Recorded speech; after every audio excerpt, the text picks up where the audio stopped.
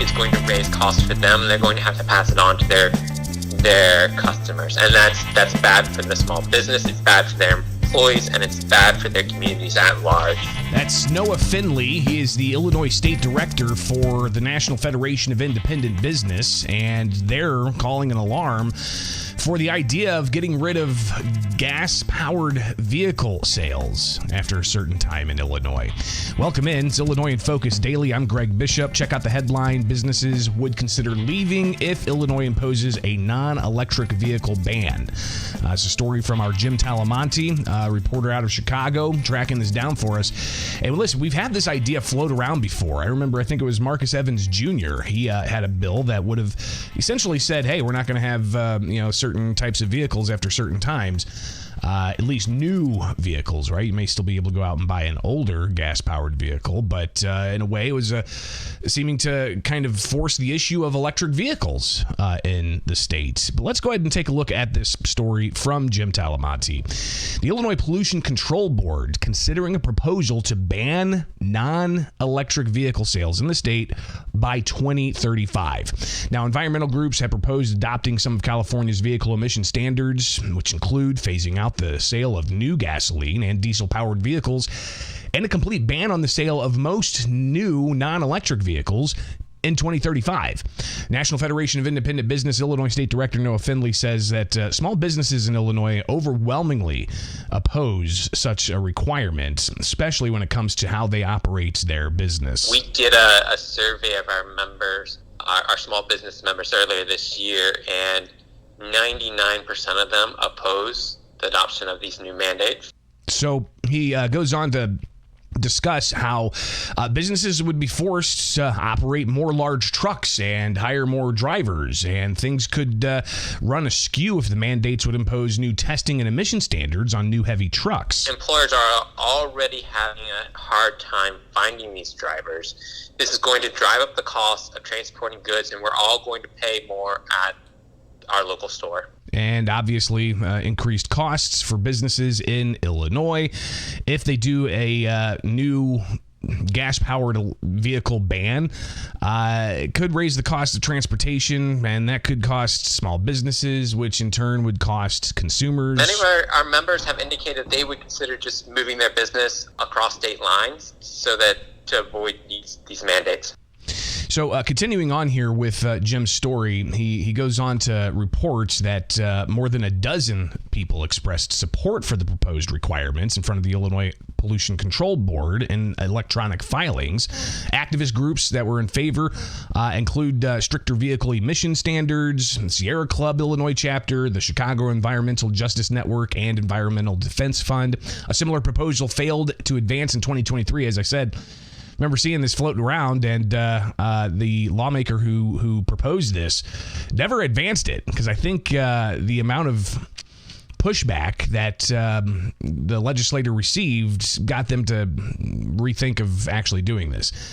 So evidence presented at the Illinois Pollution Control Board Tuesday included a study from the Clean Freight Coalition with Roland Berger to examine added costs to the freight industry and utilities if commercial vehicles reach 100% electrification. We're talking about commercial vehicles. We're not talking about, if you have a Tesla, you're driving down the highway to get to and from work.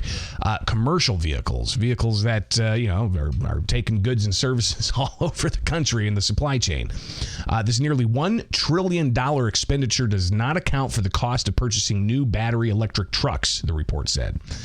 A report published Tuesday estimated the higher cost of the association of mandated electric vehicles and what that could do to overall inflation, and it could just add to overall inflation because of the added costs. So clearly, this issue of electric vehicles, something that even is making news at the White House. Yesterday, President Donald Trump was with Elon Musk.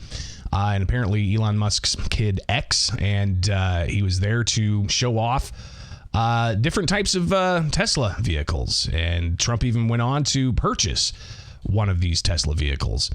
And Trump says, he's gotten rid of the Biden electric vehicle mandate.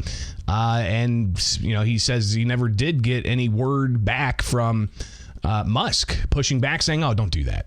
I mean, Musk has an electric vehicle company, and Trump saying, hey, we're ending the electric vehicle mandate. People should have choice. And Musk didn't really complain about that. But here's a little bit the White House shared of their front yard car show with Tesla. Looking to buy or lease today? Well, I'm going to buy. And I'm going to buy because, number one, it's a great product, as good as it gets. And number two, because this man has devoted his energy and his life to doing this. I think he's been treated very unfairly by a very small group of people. And I just want people to know that you can't be penalized for being a patriot. And he's a great patriot. And he's also done an incredible job with Tesla. And, I mean, nobody else has a car company started up in the last 30 years that's been successful. I don't think so. And not only successful, but super successful. And because he's able to find billions and billions and billions of dollars of fraud and waste and all of the things, I mean, our country is going to be very strong very soon because of a lot of the things that he's done and a lot of the things that I'm doing. And there's no better team, but there's no better for what we're doing. There's nobody like this, and he shouldn't be penalized. And when I watched the other day, I said, I can't believe it. It should be the opposite. People should be going wild, and they love the product, but because he's finding all sorts of terrible things that have taken place against our country, they want to penalize him in an economic sense. And I just think that's very unfair. So I just wanted to make a statement. I'm going to buy one. Now, here's the bad news. I'm not allowed to drive because I haven't driven a car in a long time, and I love to drive cars. And the president goes on to take a look at the different types of EVs that Tesla had on display there. Elon Musk talking about, just the issue of the economy and making sure that taxpayer money is not being wasted. And Tesla has been under attack across the country. Some Tesla dealerships are getting vandalized. Apparently some EV chargers that Tesla has are being set on fire. And this is really fascinating just from here where we are now with Trump in office to where we were with Biden in office and everybody praising electric vehicles. But now there's some people, just because Elon Musk is associated with it, seem to be demonizing at least Tesla. But here's Elon Musk from yesterday. Of the great policies of President Trump and his administration, and as an act of faith in America, Tesla is going to double vehicle output in the United States within the next 2 years. That's Double. a big deal. That's great. Thank you. And by the way, he makes one car. This one I don't understand. This one I don't want, but that's okay.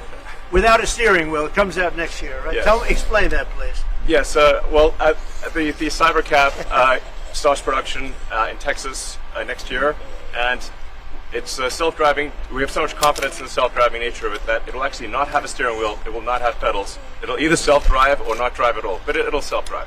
So again, you got another announcement there of a big investment to put out more Teslas throughout the coming couple of years here.